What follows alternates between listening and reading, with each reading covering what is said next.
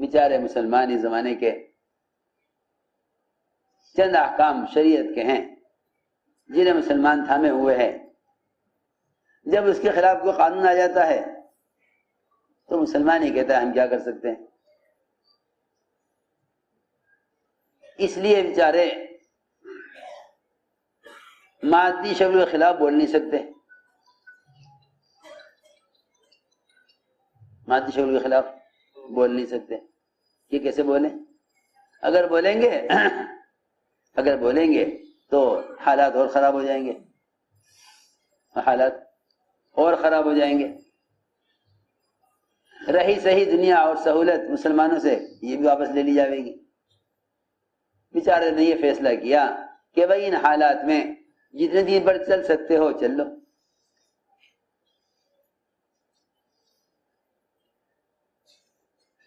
ابراہیم علیہ السلام نے ساری شکلوں کا انکار کیا، یہ تم شکل کا انکار کرو گے تو ہم تمہارے لیے حالات کو اس لیے تنگ کریں گے تاکہ ہم یہ دیکھیں کہ ان تنگ حالات میں کسی اور شکل کی طرف تو نہیں جاتے۔ سنو تو صحیح، دیکھو میری بات یاد رکھو، حالات کی جو تنگی ہے، حالات کی تنگی اور غیروں کی طرف سے مسلمانوں پر جو حالات آتے ہیں، وہ حالات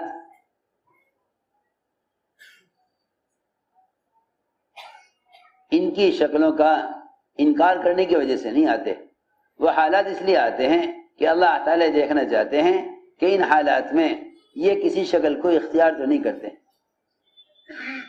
یا باطل کی کسی بات سے راضی تو نہیں ہوتے، باطل کے کسی مطالبے سے راضی تو نہیں ہوتے۔ بہت دھیان سے بات سننا،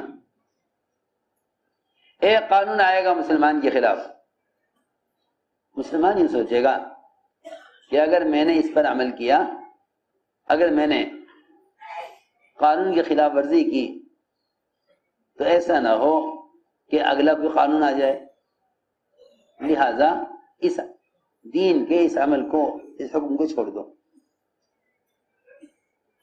حالانکہ اگلا جو قانون آئے گا وہ اس لیے نہیں آئے گا کہ تم نے اس پر عمل نہیں کیا، وہ اس لیے آئے گا کہ جب تم اللہ کا ایک حکم توڑ چکے تو اگلا حکم بھی توڑنے کی طرف جاؤ گے۔ میری بات توجہ چاہتی ہے، ایک حکم تم نے چھوڑ دیا قانون کے لیے، اللہ تعالیٰ اگلا قانون لے آئیں گے، اور اگر تم ایک حکم پر جم گئے اللہ تعالیٰ تمہیں چند روز اس امتحان میں رکھ کر امتحان سے نکال دیں گے۔ تو میں نے عرض کیا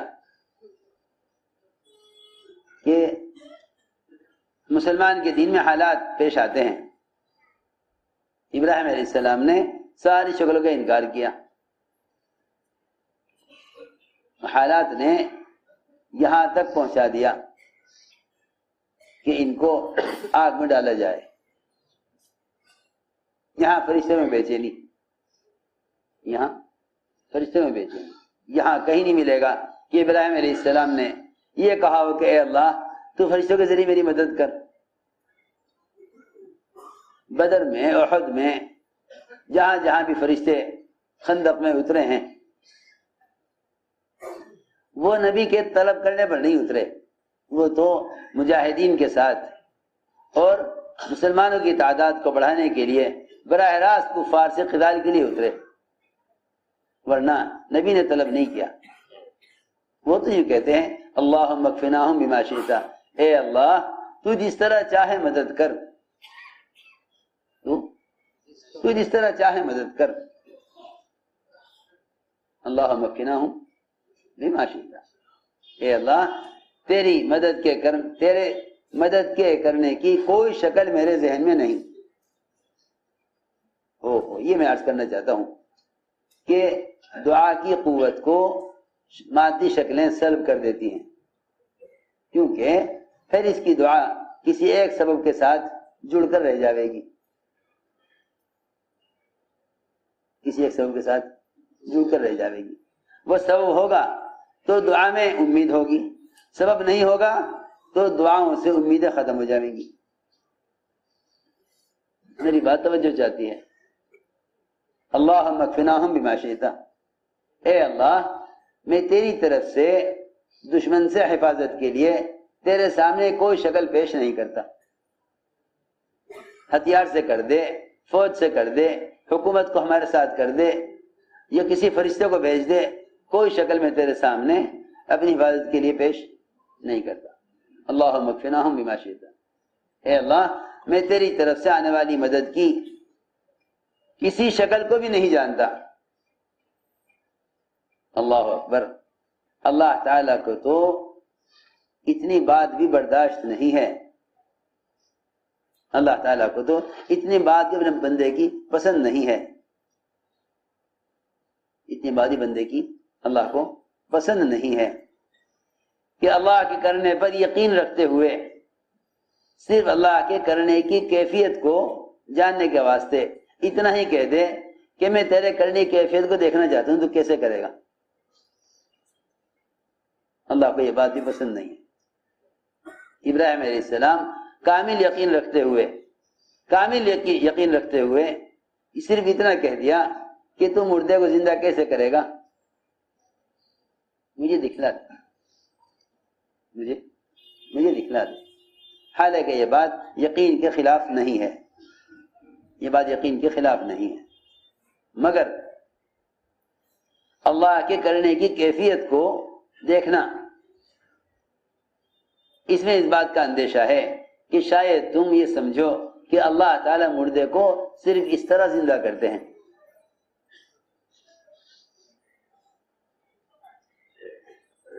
اس کے کرنے کی کیفیت کو بھی کسی شکل میں تم محدود نہیں کر سکتے۔ اگر تم نے اتنا بھی کہہ دیا اے اللہ تو کیسے کرے گا، تو اللہ تعالیٰ کی جواب یہ آئے گا کیا تمہیں ہمارے کرنے پر یقین نہیں ہے؟ اولم تؤمن، ہمارے کرنے پر یقین نہیں ہے؟ حالانکہ بہت دور ہے یہ بات، ممکن ہی نہیں ہے یہ بات کہ ابراہیم علیہ السلام کو اللہ تعالیٰ کے کرنے میں شک تھا، نہیں، یقین تھا کہ بے شک اللہ کرنے والے ہیں، لیکن کرنے کی کیفیت معلوم کرنا چاہتے تھے۔ کرنے کی میں ایک بات پوچھتا ہوں، مثال کے طور پر آپ کی کسی رشتے دار کا آپریشن ہے،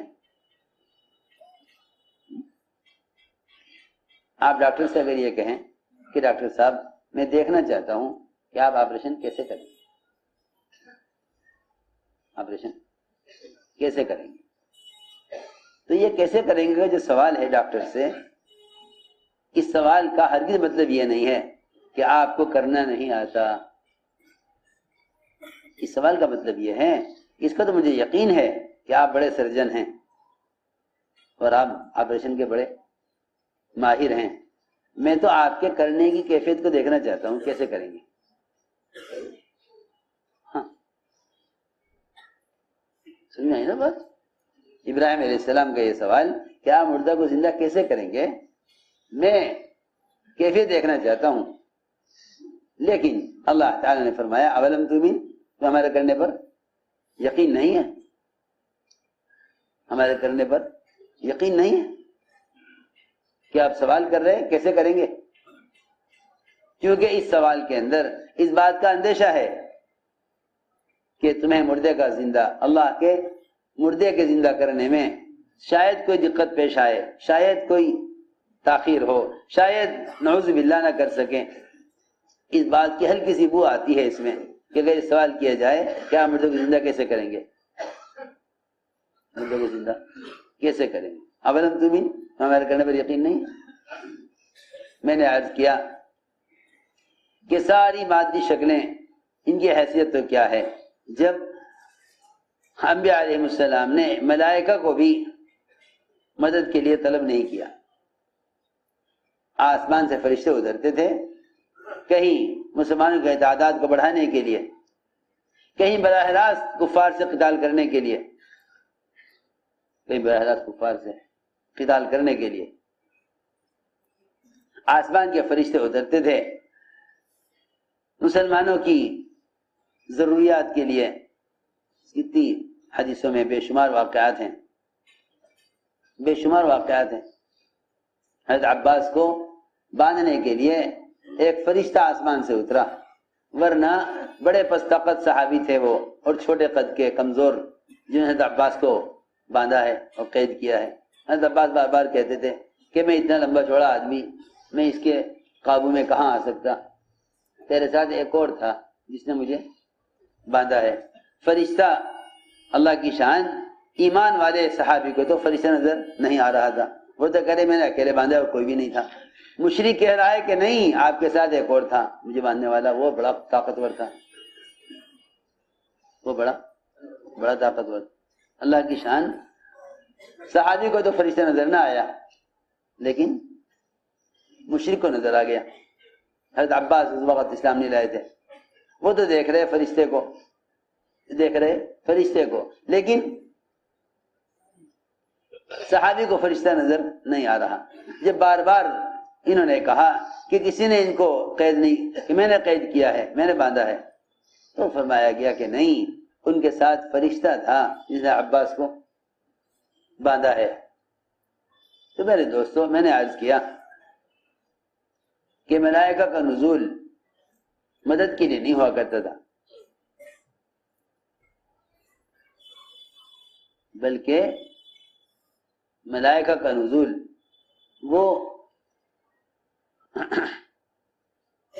ملائکہ کا نزول آسمان سے وہ تو مجاہدین کی فضیلت میں، جہاد کی فضیلت میں ہوا کرتا تھا، اور بے شک اللہ تعالیٰ نے مدد کی ہے، لیکن کہیں بھی نہ دیکھو گے کہ انبیاء نے مدد کو ملائکہ کی طرح منسوب کر دیا ہو۔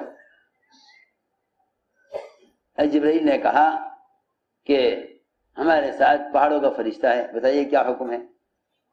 فرمایا کہ نہیں، ہمیں آپ کی حاجت نہیں، ہمیں آپ کی حاجت نہیں۔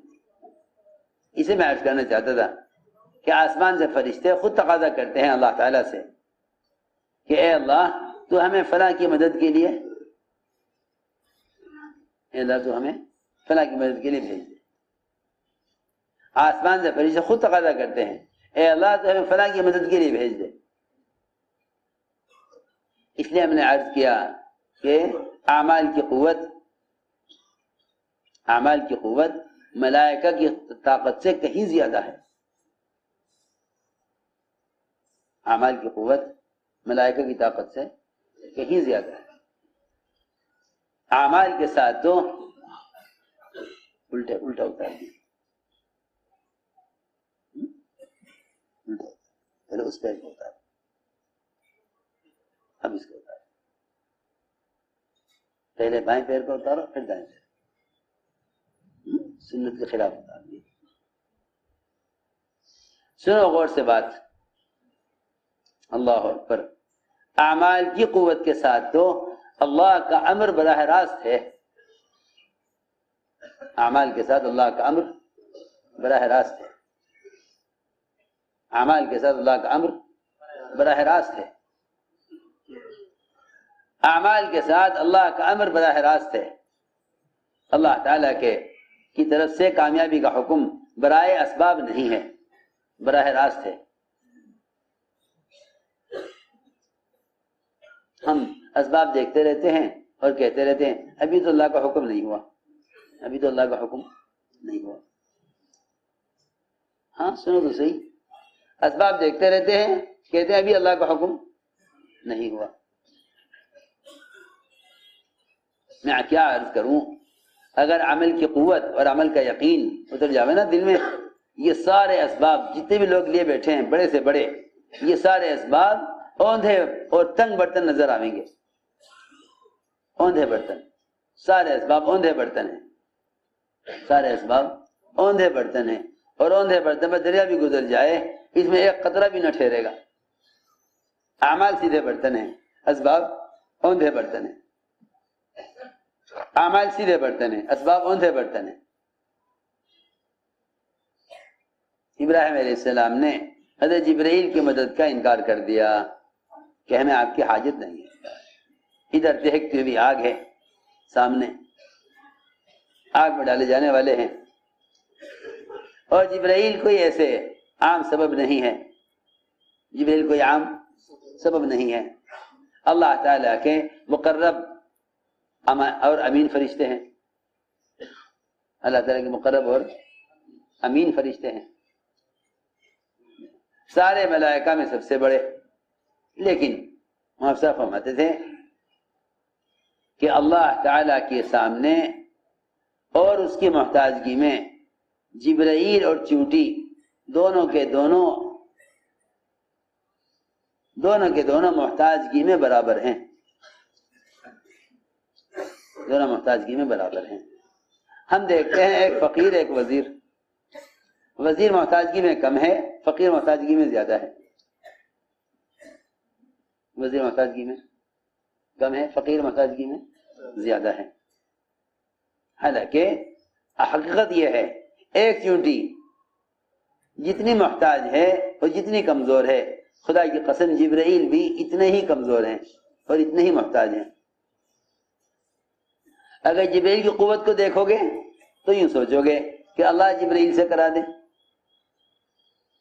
اس کا مطلب یہ ہوا کہ اللہ تعالیٰ کی قدرت کو جبرائیل کی قوت کی وجہ سے، اللہ کی قدرت کو جبرائیل کی قوت کی وجہ سے جبرائیل کے پابند کرنا چاہتے ہیں. اے اللہ جبرائیل کے ذریعے کرا دے.